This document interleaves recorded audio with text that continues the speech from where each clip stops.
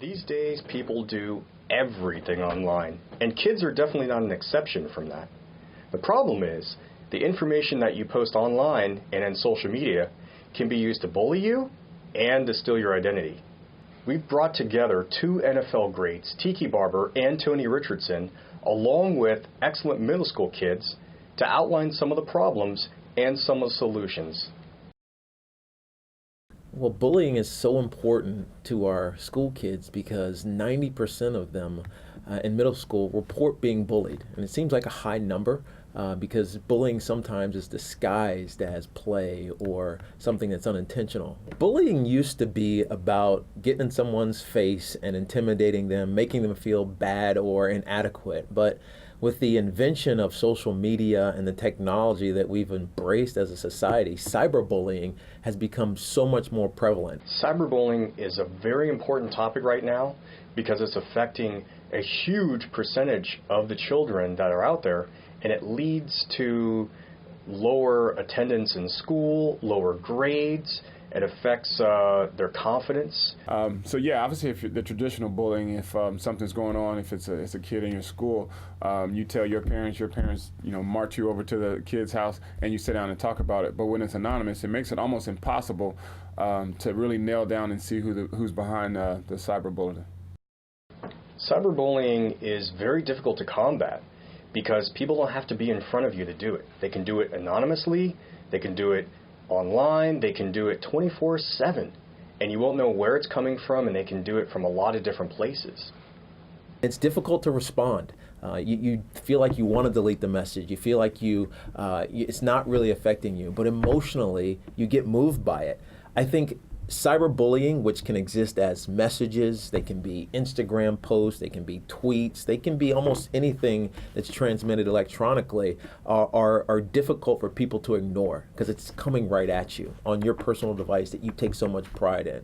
But the challenge is also you can't delete them. If you're a kid who's actually doing the bullying or a person that's doing the bullying, anything you post on the internet, it's pretty much permanent. There's no way to get around it. So you better be careful when you post different things. And it almost, it's really difficult because once it's out there, it's there, and it could generally be there for life.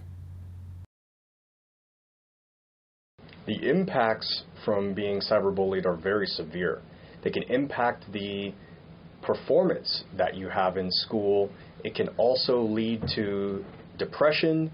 It can also lead to drug and alcohol abuse. These are very serious issues. I think one of the dangers for kids that bully is that they don't feel like there are actual effects. It's a domino effect. So if you look at some of the things that that these kids go through when they're getting cyberbullied, the kids have a tendency to number one, stop going to school, eventually leading to dropout. They turn to drugs and alcohol, which will obviously affect their long-term health. Or lower self-esteem, which in some cases, because you're emotionally developing at some of these young ages in middle school and early in high school, you can get depressed and maybe lead to suicide. Those emotional and mental health issues are serious. In addition to the other health issues that may come along that may be unforeseen. Bullying seems like it's a surface thing, but it gets really deep when you deal with certain people who can't handle it. Cyberbullying poses a unique problem that is seldom understood by adults because it's a situation we simply didn't face. These online tools didn't exist for us to use and to be used against us.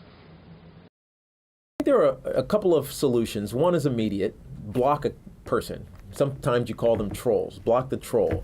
But more importantly, if you want to get a resolution, save that information. So if you're going to talk to the parent, or your parent is going to talk to the parent of someone who's bullying you, save that information so that there's proof that bullying is happening. Find someone you can trust. If it's a big brother or a big sister, if it's a high school football coach, if it's maybe a pastor at a church, somebody that's been in your life that you can trust, that has your best interests at heart, go talk to them and tell them what's going on, and then in turn they can hopefully find a solution to the problem.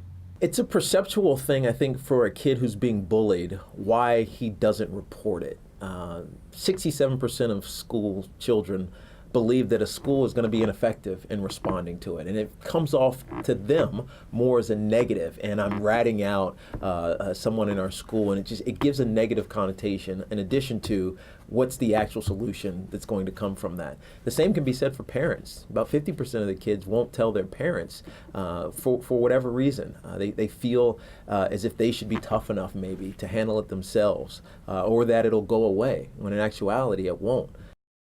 Identity theft poses its own unique issues because what you do today may not have an impact for years, but it's something that you need to be aware of. That when you post your personal information, it stays there forever, and they can use it to apply for credit cards, apply for loans, and obtain things in your name without you knowing about it. Identity theft is the #1 crime in America, and adults who actually do monitor that stuff, they still are getting their identity stolen. So when you start to look at our youth, and as much as they're online all the time, they're posting different things about their birthday, about their family, and all these different issues, they're more likely to have their identity stolen at a young age, which is obviously going to impact them later in life when they go to open a bank account, when they go to apply for different grants for colleges and things of that nature. So when you're that young, you need to be very, very careful with the things that you're posting, because once you put that stuff out there, it's out there for life. So you should never share personal information for someone you've met online. You shouldn't share personal information online at all, unless it's sanctioned with an adult, mostly your parents. Never be so flippant to think that something you put and delete is going to disappear as soon as you delete it. Because what happens is that an identity theft can occur, and say you're 12 years old, it could be exploited for years before you find out. And then that has an impact on where you go to school, credit, when you decide to get a credit card when you're 18 or 19 or 20 and you're on your own. Those type of things never go away. So you have to be aware of everything that you put online and be smart about it. Really, anything that you don't want to show up in the local newspaper should not be put online, because that's essentially what it is. So people can use your information to bully you, but they can also use it to steal your identity. In order to demonstrate how simple it is to steal someone's identity, we've enlisted some middle school kids to hack a well-known celebrity and detail out all the information they're able to find just by looking at Google and Wikipedia and social media. You would be surprised at just how simple it is to access so much information about someone that's very visible, but you could do this with just about anyone. The key today is to check yourself before you wreck yourself, right? Don't post stuff online that you don't want everyone in the world to know, and on social media. So, to really drive this point home, I want you guys to hack Jay-Z. You're gonna find answers to frequently asked security questions that someone could use to apply for credit, get loans, get credit cards, impersonate Jay-Z. And we're not going to pick on Jay-Z, he's my favorite rapper, but know that there's a lot of information about him. Not only what he posts online, but what other people have posted online, what he's posting on social media, what he's posting in his songs. He tells you a lot of personal information, as someone else does. And as we discussed earlier, you guys are acting as your own paparazzi. You're taking pictures of yourself and your friends, and you're posting it online and in social media of everything that you're doing. So we just conducted an experiment with roughly 30 fifth graders, age 10.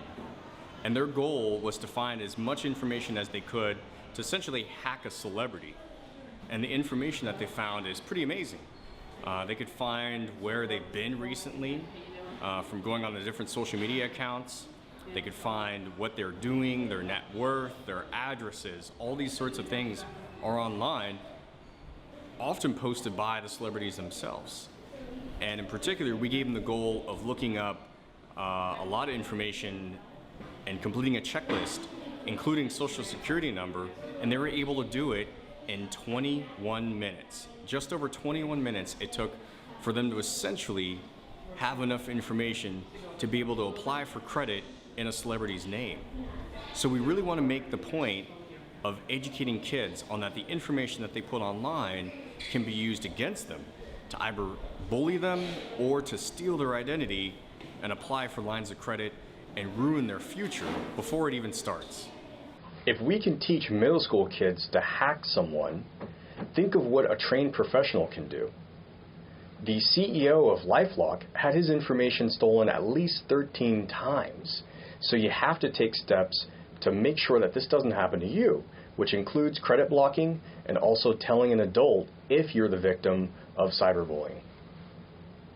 In summary, be smart with what you put online.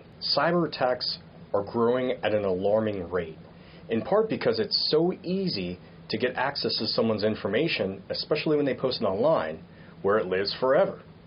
And it can be used to really put harm against you. It can affect your future years from now as you apply for credit cards, as you apply for colleges, as you apply for jobs. All these things are going to relate to your credit. And if someone steals your identity, it's going to have a negative impact on that. You can also block your credit. You can make sure that no one has access to your credit until you're ready to use it when you get older.